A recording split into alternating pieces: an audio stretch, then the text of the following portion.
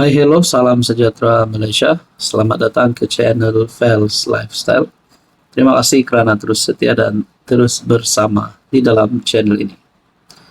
Saudara-saudara, tuan dan perempuan yang saya amat hormati.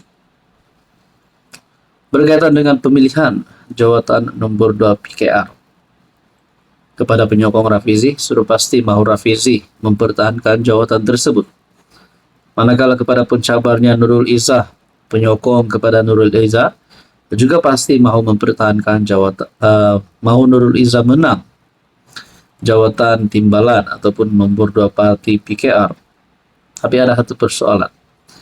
Apakah kelebihan dan juga keburukan sekiranya Nurul Izzah menang?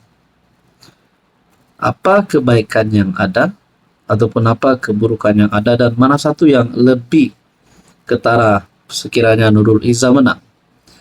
Rafizi dalam satu kenyataan, oportunis cuba rampas PKR melalui kem Izzah.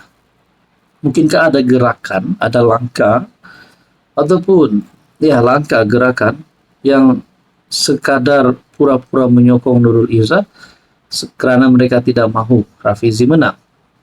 Mereka mahu Nurul Izzah menang, dan mungkin juga mereka mempunyai langkah untuk tumbangkan PKR, tumbangkan Anwar.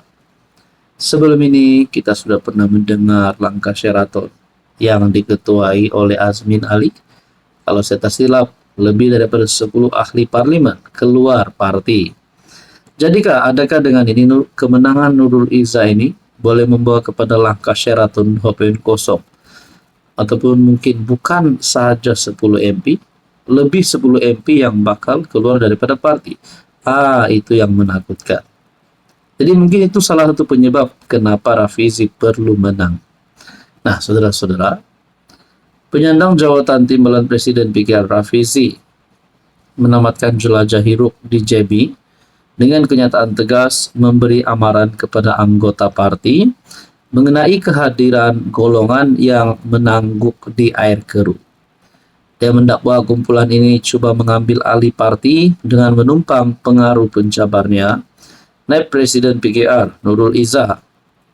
Rafizi mendakwa kumpulan yang mengambil kesempatan ini terdiri daripada muka baru yang diberikan laluan pantas ke posisi kuasa, termasuk ditawarkan kerusi selamat untuk bertanding pada PRU 15. Pemilihan kali ini adalah pertembungan antara kumpulan reformis awal, reformis asal, jiwa kita, jiwa reformis, ini satu kumpulan. Satu kumpulan lagi kumpulan menangguk di air keruh, kata Rafizi. Rafizi juga merujuk langkah Sheraton pada 2020 yang menyaksikan 11 MP PKR diketuai timbalan Presiden ketika itu, Azmin Ali, keluar parti. Kami fikir selepas langkah Sheraton, saiz kumpulan ini menjadi semakin kecil. Tetapi ternyata bilangan mereka telah makin besar.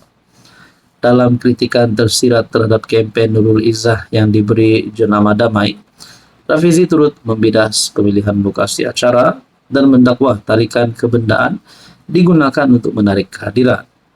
Rafizi mendakwa jelajah Nurul Izzah dilihat lebih menumpukan kepada tempat mewah di hotel dan pemberian jamuan percuma kepada hadirin. Kita pernah menolak taktik kempen sedemikian apabila dilakukan oleh pesaing politik kita. Dalam artikel ini berkata, saya kesian pada Izzah sebab dia kena tanggung beban nepotisme sampai bila-bila. Orang yang dulu duduk di sekeliling Azmin sekarang jadi kumpulan utama sokong Izzah. Yang paling menakutkan adalah kalau ada langkah Sheraton 2.0, kalau masih ada kem Azmin di dalam PKR yang masih mahu membuat langkah tersebut mengikut jejak langkah Sheraton, itu yang paling menakutkan. Saudara-saudara, apa komen Anda? Hai hello, salam sejahtera Malaysia. Selamat datang ke channel Fels Lifestyle. Terima kasih kerana terus setia dan terus bersama di dalam channel ini.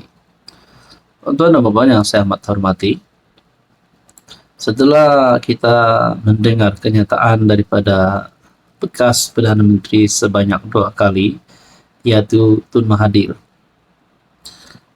Kenyataan Mahathir yang berkata, kalau beliau jadi PM lagi, ada perkara yang beliau mahu lakukan.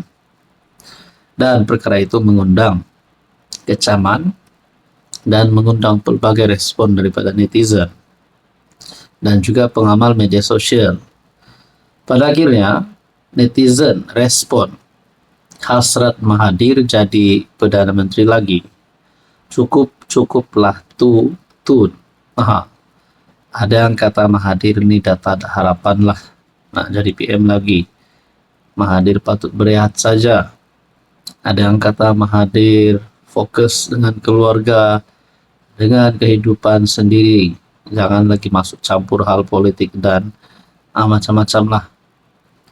Pada akhirnya, hasrat Tun Dr. Mahathir untuk menghapuskan hukuman berkaitan 3R, kaum, agama, dan institusi diraja, sekiranya kembali memegang jawatan itu, mengundang reaksi bercampur-campur dalam kalangan netizen.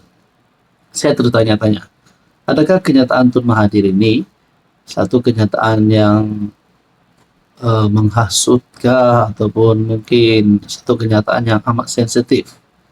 Kerana ini bukan satu kenyataan yang biasa-biasa. Dengan dikatakan menghapuskan hukuman berkaitan 3R, bagi saya ini adalah satu kenyataan yang amat sensitif.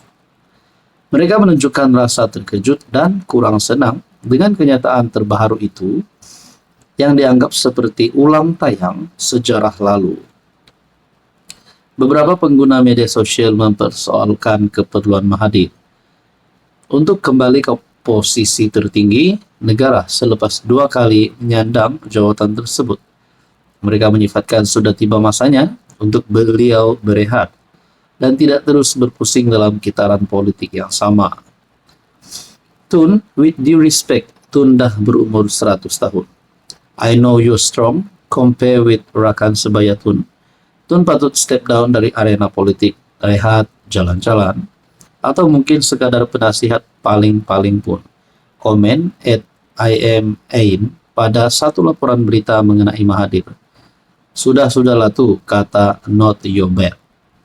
Cukuplah tu. Dunia ini bukan milik kita, tulis anak SG Derhaka. Orang tak boleh lupa zaman dia laksanakan Akta Keselamatan Dalam Negeri, tulis pula alias Lee Keul. Dia kembali guys, nak buat comeback jadi PM ketiga kali. Hahaha, kata Ok Zijang. Terdahulu Mahathir yang akan mencecah usia 100 tahun pada 10 Julai. Berkata, memasukkan 3R adalah perkara pertama yang akan dilakukan jika dia diberi peluang memimpin negara sekali lagi. Jadi Anda rasa, adakah ini akan membawa kepada satu tindakan terhadap Mahathir? Ataupun apa pula komen Anda?